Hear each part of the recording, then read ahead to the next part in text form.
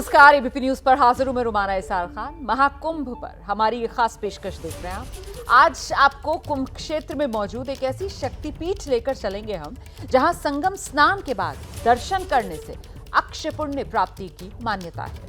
हर शक्तिपीठ पे माता रानी के किसी न किसी अंग के गिरने की मूर्त निशानी मौजूद है, लेकिन संगम नगरी में मौजूद इस शक्तिपीठ में ना मां की कोई मूर्ति है और ना ही किसी अंग का मूर्त रूप। सिर्फ एक पालकी की यहाँ पर पूजन दर्शन होता है। दिखाते हैं हम आपको अपने सहयोगी रविकांत की एक्सक्लूसिव रिपोर्ट।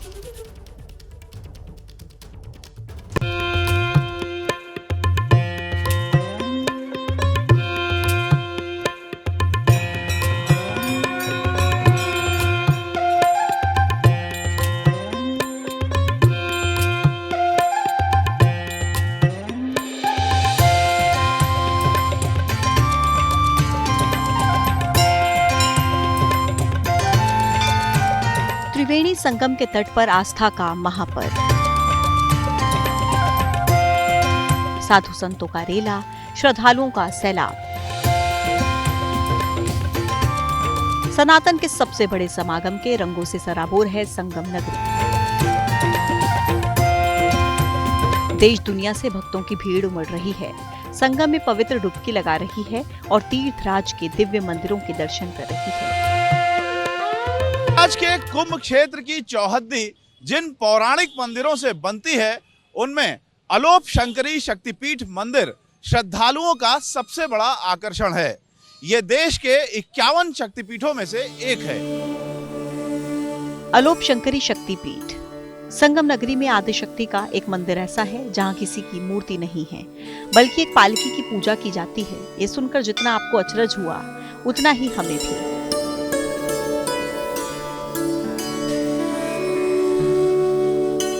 लिहाजा हम भी पहुंचे शक्तिपीठ के दिव्य दर्शन के लिए। मंदिर पहुंचने पर हमें एक तरफ जहां भक्तों का तांता नजर आया, तो दूसरी तरफ मंदिर को सजाने संवारने का काम भी चल रहा था। प्रयागराज के सभी पौराणिक और प्रसिद्ध मंदिरों की तरह इस अलोपी देवी मंदिर नाम से प्रसिद्ध शक्तिपीठ का कायाकल्प हो रहा है। पहले ये मंदिर छोटा था, लेकिन अब इसका परिसर काफी बड़ा और भव्य हो गया है। मान्यता है कि माता सती के शरीर के अंग जहां जहां पर गिरे, वहां शक्तिपीठ स्थापित हुए। प्रयागराज के स्थान पर देवी सती के हाथ का पंजा गिरा, लेकिन यहाँ एक कुंड में गिरते ही वो अलोप यानी गायब हो गया। तब से इस मंदिर का नाम अलोप शंकरी रखा गया। माता के इस अद्भुत मंदिर के दर्शन करने और आशीर्वाद लेने भक्त न सिर्फ प्रयागराज और आसपास के इलाकों से, बल्कि देश के कोने कोने से आते हैं। अलोप शंकरी के मंदिर में प्रयागराज और आसपास के जिलों के लोग बराबर आते रहते हैं। आप लोग बताइए कि इस मंदिर की क्या महत्ता है, आप लोग कब से आ रहे हैं?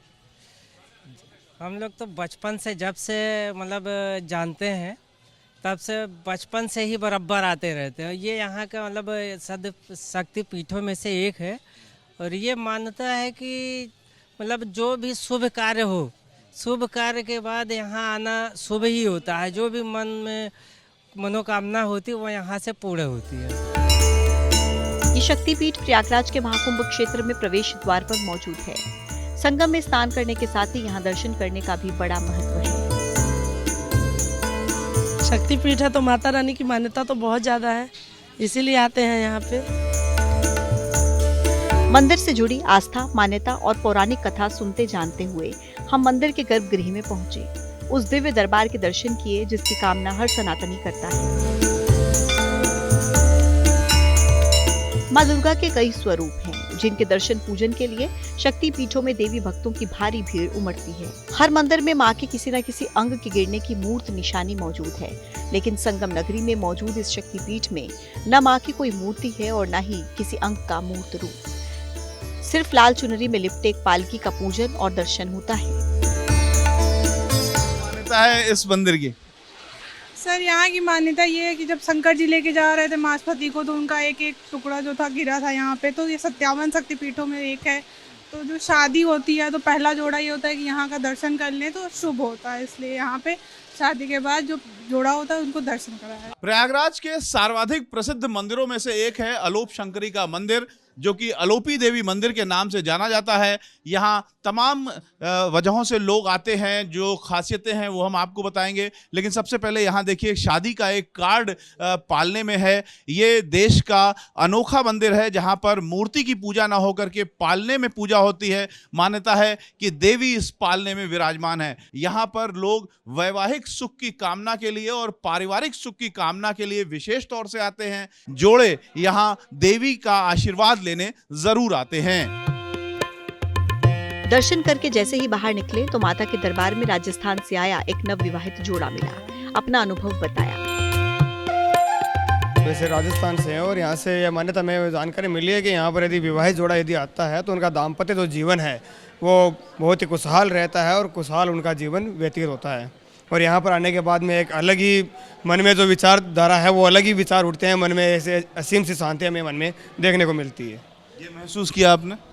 हाँ, क्या महसूस किया? अच्छा लगा यहाँ मंदिर में आके माता रानी। नवविवाहित जोड़े आते हैं, दर्शन करते हैं। मान्यता है यहाँ पे सुखी, उसके बाद सुखी जीवन रहता है। पति पत्नी जो भी आते हैं माता उनको सब पूरा करती है। श्रद्धालुओं से बात करते करते मंदिर से जुड़ी एक और मान्यता के बारे में, चमत्कारी जल के बारे में पता चला। मां की इस पालकी के ठीक नीचे एक कुंड है और मान्यता है कि इसके जल से कई तरह के रोग दूर हो जाते हैं। हम तो हमेशा यहाँ आते रहे हैं और यहाँ पे जो माँ है जितने भी बच्चों की है, जैसे छोटी छोटी खुजली वगैरह होती है और ये सब कहते हैं यहाँ पे ठीक हो जाता है, इनके जल से ठीक हो जाता है। एक जलपा माई भी है यहाँ पे, उनका जल लेना बहुत ज़रूरी रहता है। दाहिना हाथ का माता रानी का पंजा गिरा था और यहाँ का जल जो है, यहाँ का जल बहुत प्रसिद्ध है। कोई भी बीमारी हो, कोई भी यहाँ से सब लोग लेके जाते हैं उस जल को यूज भी करते हैं। हम लोग हर महीने ही आते हैं हम लोग दर्शन करने। माता रानी की बहुत बड़ी कृपा है। देश और दुनिया के कोने कोने से आए भक्त जहां एक तरफ अलोपी देवी के दर्शन करके खुद को धन्य मान रहे थे, तो दूसरी ओर महाकुंभ की शानदार तैयारियों से खुश नजर आए। इस बार का महाकुंभ बहुत अच्छा है। मतलब इससे पहले ऐसा कभी महाकुंभ लगा ही नहीं है। जितने विकास यहाँ पे हो रहे हैं, आप देखिए कोई भी मंदिर हो, इतना अच्छा जीर्णोद्धार कर रहे हैं, इतना जीर्णोद्धार कर रहे हैं कि वास्तव में देखने बहुत अच्छा लग रहा है। यही मंदिर नहीं, यहाँ प्रयागराज में जितने मंदिर हैं आप वो सारे मंदिर बड़े हो रहे हैं, एक भी मंदिर नहीं। चाहे भारद्वाज आश्रम देख लीजिए, भारद्वाज पार्क बना दिए, मनकामेश्वर मंदिर का जीर्णोद्धार कर दिया इन्होंने, और अरेल घाट भी जीर्णोद्धार कर दिया। बहुत से मंदिर आप कहीं भी घूमिए, ये टूरिस्ट प्लेस एकदम बहुत अच्छा प्रयागराज संगम हो गया है।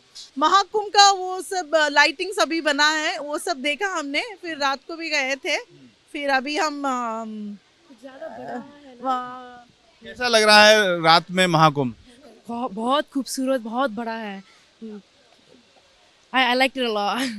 हर चीज़ की पूरी सही व्यवस्था है, कहीं पे कोई तकलीफ नहीं है। हर जगह बताने वाले भी लोग हैं, सब तरह की सुविधाएं हैं यहाँ पे। सुविधाएं बहुत अच्छी हैं यहाँ पे। और जैसे बाथरूम की है, वॉशरूम वगैरह है, या कहीं पे किसी चीज़, कोई मंदिर के बारे में पूछना है, किसी चीज़ के बारे में भी पूछना है, तो सब चीज़ का वो लोग पुलिस वाले जो खड़े हुए हैं वो सब बता रहे हैं। तो अगर आप भी महाकुंभ के लिए प्रयागराज जा रहे हैं तो संगम में पवित्र डुबकी लगाने के बाद अलोप शंकरी शक्तिपीठ के दर्शन जरूर कीजिएगा, क्योंकि ये पवित्र स्थल न केवल आपके धार्मिक अनुभव को समृद्ध करेगा बल्कि अद्भुत मानसिक शांति भी प्रदान करेगा।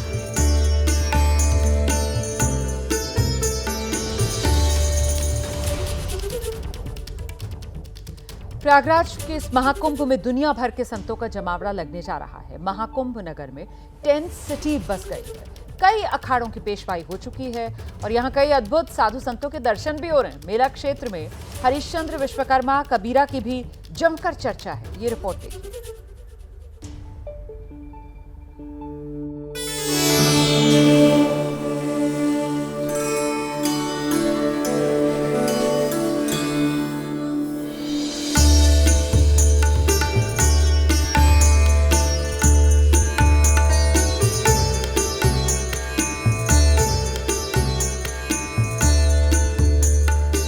ये है हरिश्चंद्र विश्वकर्मा कबीरा।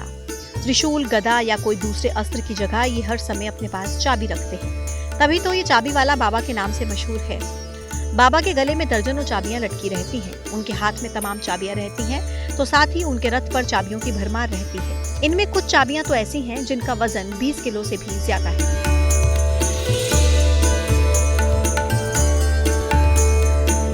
हरीश चंद्र विश्वकर्मा यूपी के रायबरेली के रहने वाले हैं। बचपन में ही ये प्रभु राम की आराधना करने लगे थे और करीब 13 साल की उम्र में घर छोड़ दिया। हरीश चंद्र विश्वकर्मा कई पदयात्राएं कर चुके हैं। अयोध्या में भगवान राम की भक्ति में लीन रहते हैं। फिलहाल ये महाकुंभ में पधारे हैं और लोगों को शांत और संयमित जीवन जीने का संदेश दे रहे हैं। हरिश्चंद्र ने राह बना दी, मैं उनका हमराही हूँ। भारत और भारतीयता का सच्चा एक सिपाही हूँ। बचपन में ही घर छोड़ा, खुद अपनी राह बनाऊंगा और सत्य आचरण कर जीवन में मुक्ति धारा से पाऊंगा। जो औरों को दे सके दिशा, आदर्श सत्य अपनाऊंगा और शोषितों पीड़ितों के मन में नूतन उत्साह जगाऊंगा। हरीश चंद्र विश्वकर्मा का कहना है कि लोगों ने अपने ज्ञान, मन और हृदय पर अहंकार का ताला लगा रखा है और वो अपनी चाबियों से इसी अहंकार के ताले को खोलने में मदद करते हैं। वो भी समस्याएं हैं जो उनके समाधान प्रस्तुत करने के लिए ये प्रतीकात्मक है और एक नहीं अनेकों अर्थ हैं। ये सब कुछ चक्रीय है, दुनिया में सारी गतियां चक्रीय हैं। या मेरे गुरु स्वामी विवेकानंद जी, जिनको मैंने आदर्श मान करके ये जीवन जिया, ये उनका जीरो, ये जीरो और जीरो में एक जोड़ देने के बाद एक अटूट जोड़ मैंने लगाया और ये एक चाबी बन गई जो सफलता की कुंजी कहलाई। हरीश चंद्र विश्वकर्मा पूरे महाकुंभ के दौरान प्रयागराज में प्रवास करेंगे। उनका दावा है कि समाज में फैली बुराइयों और नफरत के खिलाफ वो अपनी लड़ाई जारी रखेंगे।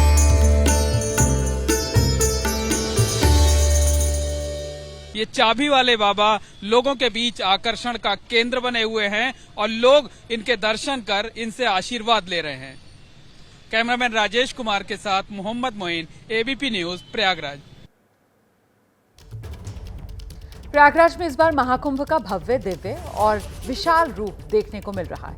साधु संतों का मेले में पहुंचने का सिलसिला लगातार जारी है। हर 12 साल में आयोजित होने वाला ये धार्मिक आयोजन देश विदेश से करोड़ों श्रद्धालुओं और संतों को आकर्षित कर रहा है। इनमें से कई बाबा ऐसे हैं जिन्हें हर कोई देखना चाहता है।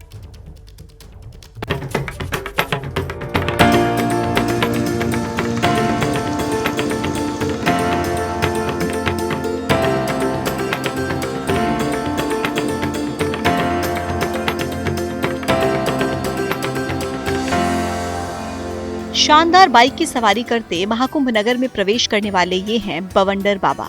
करीब 1 लाख किलोमीटर की यात्रा तय कर सनातन का परचम लहराने महाकुंभ की धरती पर पहुंचे हैं। करीब 3 साल पहले इन्होंने इंदौर से यात्रा शुरू की और 14 राज्यों में घूम चुके हैं। 12 ज्योतिर्लिंगों, 4 धामों की यात्रा भी कर चुके हैं। इनकी यात्रा का मकसद है लोगों को सामान पर देवी देवताओं के फोटो लगाने से रोकना, ताकि ईश्वर का अपमान ना हो। और ये